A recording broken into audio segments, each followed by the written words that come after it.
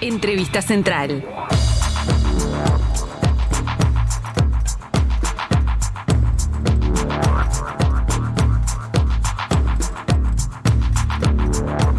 Como les decíamos, queremos hablar un poco de cómo se para Uruguay internacionalmente. Es algo que hemos analizado los últimos 3 años acá en Comunidad Odelar, pero desde la llegada de Lula al gobierno en Brasil y un poco el cambio en el tablero internacional, digamos, o regional, queríamos ver un poco a ver cómo es que queda parado Uruguay y cuáles son los comportamientos de Uruguay a nivel internacional, por así ponerlo. Y por eso recibimos a Viviana Barreto, licenciada en Relaciones Internacionales, militante de Redes Amigos de la Tierra y directora de proyectos en FESUR. Viviana, bienvenida. Bueno, muchas gracias, un gusto estar acá contigo. Viviana, empecemos por esto, ¿no?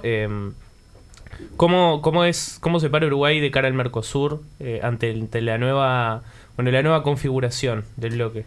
Como vos bien decías, tenemos la sensación, quienes seguimos esta agenda de la inserción internacional, en particular la integración regional, que con la asunción de Lula en el gobierno de Brasil se abre como una etapa nueva o por lo menos distinta, de quizás discusión para la reconstrucción de algunas iniciativas de la integración regional, y eso claro que pone desafíos para el gobierno de Uruguay, o por lo menos cambia el escenario político. Y este ha sido un gobierno, y después quizás lo más interesante también es hablar del momento de la integración regional en sí mismo, pero para empezar hablando por desde cómo se para el gobierno, ha sido como un gobierno de muchos anuncios en torno a los pasos hacia la inserción internacional del país y pocos logros concretos o pocos logros concretos, digamos, ¿no? Yo creo que afortunadamente, a pesar del ruido que se hizo en su momento con relación al Mercosur, no hubo una ruptura. Eso hubiera sido un error estratégico profundo para el Uruguay, y hay anuncios sucesivos sobre un eventual avance de las negociaciones con China, pero también episódicamente surgen pronunciamientos del gobierno de China, en lo que queda claro que China no está interesada en negociar unilateralmente un tratado de libre comercio con Uruguay, sino que tiene su mirada puesta en la región y en particular en este momento de la región, ¿no? Entonces, lamentablemente creo que la política internacional de Uruguay, primero que ha sido muy restringida a la mirada de lo comercial, y segundo que ha sido como muy errática, ¿no?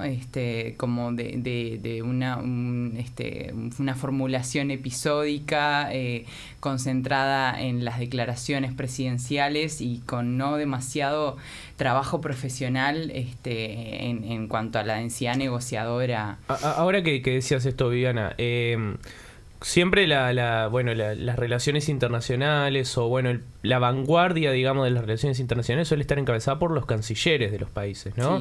Sí, y acá parece que está encabezada por el propio presidente, que es el que se pone al frente de las relaciones internacionales, y eso también le puede jugar en contra, ¿no? Absolutamente, es una diplomacia ultrapresidencialista, claro, como se dice en la jerga, y de hecho el canciller Bustillo ha estado más en prensa por episodios, digamos, vinculados exactamente al otorgamiento de un pasaporte a un narco, que por responder con relación a la política de inserción internacional, si bien obviamente que ha tenido que concurrir al Parlamento, pero si uno lee las versiones taquigráficas no se ve un canciller muy plantado y con una visión política muy clara, a diferencia de lo que quizás podemos ver en otros momentos de la historia, y sí es una diplomacia presidencialista y vinculada a lo carismático, ¿no? Que eso para mí es un signo de distinción en cuanto a que no hay un despliegue profesional de la política internacional del Uruguay, y que el gobierno se ha jugado más a los grandes anuncios y no tanto a tomarse en serio los espacios de negociación concreto que surgen, por ejemplo, en este momento de la región, ¿no? Quizás un momento interesante fue la visita de Lula al Uruguay, poco tiempo después de que asumió, en donde se anunciaron avances en proyectos binacionales que estaban como congelados hace mucho tiempo, y ahí sí hubo un reflejo positivo del gobierno uruguayo de reconocer la importancia política de esa visita, pero después no mucha cosa más, ¿no? Después la reunión con el presidente Joe Biden, que trascendió más porque fue de 1h20 la reunión y no sabemos bien ¿Qué pasó ahí? Claro, es como la noticia es un poco farandulesca en algún punto, y también como muy sustentada en las cuestiones anecdóticas y no tanto en una formulación estratégica de la política, ¿no? Entonces, y hay cuestiones acá entra lo errático que decías, ¿no? Totalmente, y sobre todo esto de mirar el objetivo de corto plazo, de tener un logro concreto en la inserción internacional, que no sabemos cuál podrá ser, y no está muy claro cómo está parada estratégicamente el gobierno en el tiempo que le queda, ¿no? Yo creo que afortunadamente no hubo ningún movimiento que generara efectos de futuro duraderos. Una ruptura con la región sería muy difícil, ¿no? Y creo que a la hora de la hora, como el gobierno lo que sí sabe hacer es la cuenta de almacenero, almacenera, como decimos nosotros. ¿Cómo es esto de la cuenta de almacenero? Y sí, como mirar el comercio, mirar la inserción comercial internacional y hacer la cuenta de si la negociación con Europa o con China puede ofrecernos la posibilidad de colocar alguna tonelada más de carne, ¿no? Y no tanto mirar la inserción internacional en lo comercial con una perspectiva estratégica de realizar acuerdos que permitan una transformación de la matriz de producción y no solamente una dependencia a los bienes primarios portadores. En esa cuenta de almacenero, la verdad es que el gobierno yo entiendo, aunque no hubo declaraciones explícitas en ese sentido, que vio que también una ruptura, una posible cierre del mercado regional complica muchísimo a un sector de la producción nacional vinculado a las pequeñas y medianas empresas que tienen al mercado regional como su mercado de salida y que generan mucho empleo, ¿no? Entonces, creo que eso también estuvo arriba de la mesa para hacer muchos anuncios, ¿no? De ruptura, pero no concretar efectivamente una salida abrupta, porque según los acuerdos a los que el gobierno uruguayo ha históricamente adherido en el marco del Mercosur, negociar unilateralmente con China implica una ruptura con la región. Exacto, ¿no? Y ahora hablando de China, decías, ¿no? En cuanto al TLC con China, según tu análisis queda claro que China no quiere negociar con Uruguay. De todas formas, lo mencionamos ahora al arranque, hubo alguna reunión el miércoles entre el vicecanciller y un enviado chino para Latinoamérica y el Caribe, después con el presidente de la República, se concretó una visita del presidente para el año que viene, una visita de una delegación uruguaya para agosto. ¿Esto se pueden considerar avances o simplemente son anuncios y un tema de esto de la cuenta almacenero que decías? Yo creo que es claro que para China lo interesante es el Mercosur y conectando con lo que decía antes, la eventualidad de negociar unilateralmente con Uruguay implica una ruptura y una posible enemistad, por decirlo de una manera sencilla, de parte de los socios grandes del Mercosur, particularmente Brasil, que ha sido muy claro en decir que la negociación unilateral es un error. Entonces, naturalmente, China no quiere enemistarse con el Mercosur, que es un mercado estratégico. Menos con Brasil. Mucho menos con Brasil, y sobre todo cuando está muy en boga esta preocupación de la autonomía estratégica de las grandes potencias. Estamos en un momento en donde la guerra, la pandemia presentó desafíos que ponen en cuestión la vida de las comunidades, claro, de la humanidad. Entonces, a China tener provisión de alimentos, tener acceso a recursos energéticos, son elementos que le interesan particularmente, a minerales, y por lo tanto el vínculo con la región es un vínculo importante, y no con Uruguay sino con la región. Entonces no creo que en ese sentido haya alguna posibilidad de que China avance unilateralmente. Lo que claramente en el marco de la diplomacia China va a hacer, y creo que está haciendo, es de alguna manera motivar a un potencial aliado que puje en la región para que se avancen en las negociaciones con China, porque si Uruguay está está diciendo yo voy a ir unilateralmente o salvo que el Mercosur, digamos, avance más rápidamente, bueno, de alguna manera ejerce una presión que hay que poner en muchísimos matices qué efectividad va a tener, pero quizás hay ahí un juego del gobierno chino que naturalmente le interesa tener una buena relación con Uruguay, decir, bueno, tengo un aliado en la región que puede presionar a que haya algún avance aún mayor en el vínculo comercial con el Mercosur. También hay que tener en cuenta que China, porque a veces parece que es TLC o nada, ¿no? Que es como que nos encerramos en la discusión sobre los formatos de los acuerdos, y China tiene asociación estratégica integral, que son acuerdos políticos y comerciales y de inversiones muy amplios, tanto con Brasil como con Argentina, no así con Uruguay. Entonces, digamos que el que está un poco atrás en el esquema institucional de acuerdo con el gobierno chino es el Uruguay, y con Brasil y con Argentina China tiene una profunda relación, y de hecho hay inversiones muy significativas en la región.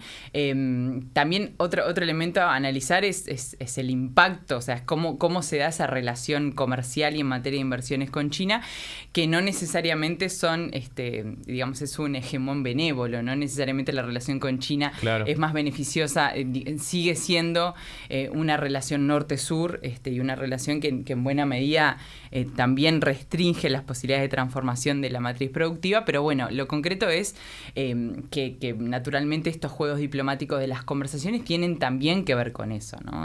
Con que China, le interesa de alguna manera que la relación con el Mercosur avance, y bueno, y Uruguay es un promotor, aunque esto ha dado mensajes e imágenes erráticas, ¿no? Esto de el discurso de la calle Pou en el encuentro de presidentes de Brasilia, con un discurso, ¿no? Como entre comillas comprometidos con la conversación regional, pero después los anuncios de que avanzarían en una bilateralidad con China, digamos, son erráticos. Y en la política internacional hay una cosa que siempre parece que en los anuncios hay inminencia de que van a ocurrir las cosas, y los procesos políticos son de largo aliento, las negociaciones. Los anuncios son una cosa, los procesos políticos son otra, mucho más lento. Totalmente. Y la mesa de negociación son procesos que duran años, y a mí me parece que es importante señalar que hay una falsa dicotomía en particular en el discurso del presidente de la República, en cuanto a que las negociaciones internacionales nos distraen de lo que tenemos que hacer los gobernantes cotidianamente, como si construir política internacional fuera algo diferente a hacer política en beneficio del bienestar común, ¿no? Esto de estamos acá negociando y la gente necesita que hagamos cosas.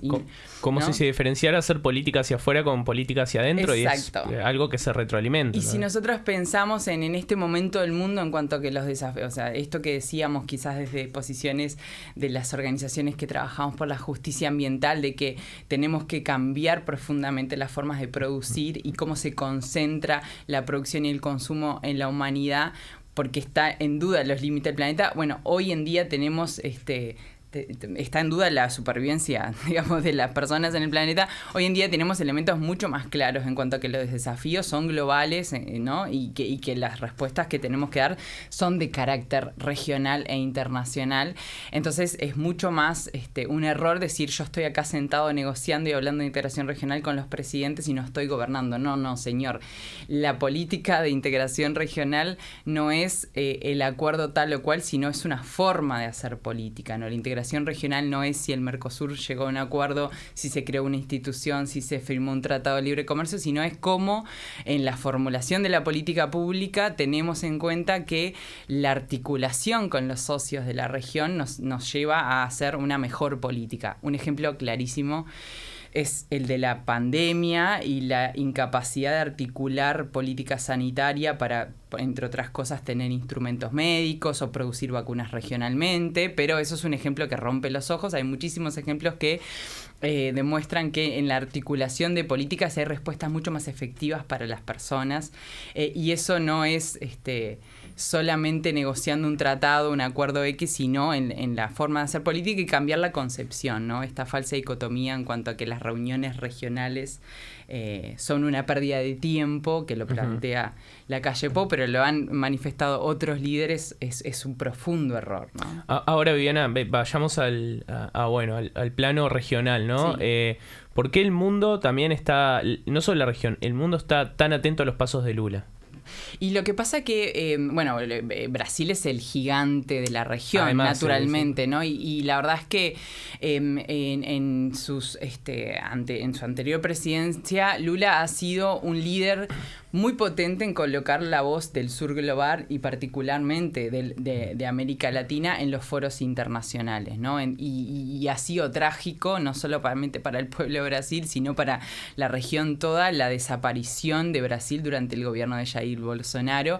Brasil que se encerró totalmente. Que se encerró absolutamente, que se desmanteló, se retiró explícitamente de múltiples acuerdos internacionales, sacó financiamiento de Brasil en múltiples organismos y generó una retórica del odio al hermano, al distinto, ¿no? Entonces hay implicancias políticas profundas y claro, Lula es un líder global indiscutible. No sé si tuvieron oportunidad de ver, ayer había como una cumbre del planeta en París y fue como telonero de un toque de Coldplay en los pies de la Torre Eiffel, hablando de transición justa y diciendo hay una crisis climática y ambiental clara y tenemos responsabilidades distintas los países del norte con los países del sur y los responsables son los países desarrollados, los que hicieron la revolución industrial, o sea, como en esa casa, en ese marco y con miles de personas que iban a ver una banda de rock y es un suceso, ¿no? Pero claro, las propuestas de Brasil, el logro, que yo creo que es indudable, de convocar a todos los presidentes sudamericanos y que fueran todos, de todo el espectro político ideológico, salvo la presidenta de Perú, que estaba impedida por cuestiones institucionales, es un logro diplomático indudable que solo Lula puede traccionar, ¿no? Entonces, creo que es natural que el mundo esté mirando a Lula, que la Unión Europea tenga claro que el acuerdo con el Mercosur lo va a cerrar cuando acuerde con Brasil, porque incluso en este momento político en Argentina hay muchísima inestabilidad, hay inseguridad hacia el futuro, ¿no? Absolutamente, hay un cambio político inminente con altas chances de que gane la derecha, y tenemos un presidente de la Argentina muy debilitado y muy deslegitimado políticamente, pero creo que esta señal de Lula de convocar a los presidentes a conversar sobre la integración regional como la única herramienta posible para que la región tenga una inserción en el mundo que nos permita pensar en un desarrollo con justicia social es un logro, y esto de la integración tiene que ser formulada para un futuro como una política de los estados, independientemente del signo ideológico de los gobiernos que estén al mando, porque tiene que ser un proyecto estratégico. Hoy en día la Unión Europea, los Estados Unidos, China están pensando en términos de su autonomía estratégica, es decir, su capacidad de sobrevivir como potencias en el marco de las crisis que atravesamos y las que vendrán, y la región, que es una región además que tiene una riqueza enorme por los bienes naturales, una capacidad de autoabastecimiento y de generar encadenamientos de producción y de abastecimiento locales, no está pensando en esos términos de regionalidad. Entonces la apuesta de Lula tiene que ver un poco con eso, ¿no? Y además, para ir cerrando, Viviana, está el tema del acuerdo con la Unión Europea, ¿no? Sí. Del tratado con la Unión Europea, que es algo que vos estuviste hablando acá en Unir Radio, en la columna de Redes Amigos de la Tierra, que tiene unas implicancias para el ambiente, para el planeta, que no serían nada buenas, o algunas exigencias de la Unión Europea, en realidad. ¿Lula las aceptará?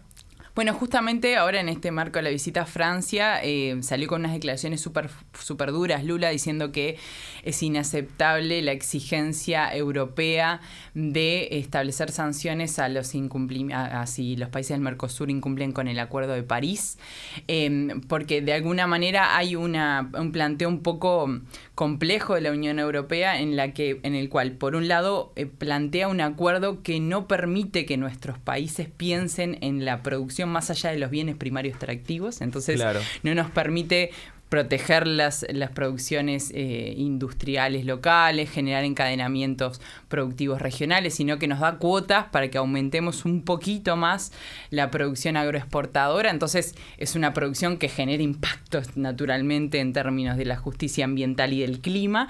Y por otro lado nos hace ver y denuncia a Brasil como el gran causante del cambio climático. Obviamente nadie va a defender las políticas criminales en contra del clima del gobierno de Jair Bolsonaro, No, pero tampoco es aceptable que en el marco de una negociación de un acuerdo comercial la Unión Europea se ponga como el garante del acuerdo de París, cuando en realidad los principales responsables en la emisión han sido estados del norte y estados europeos, ¿no?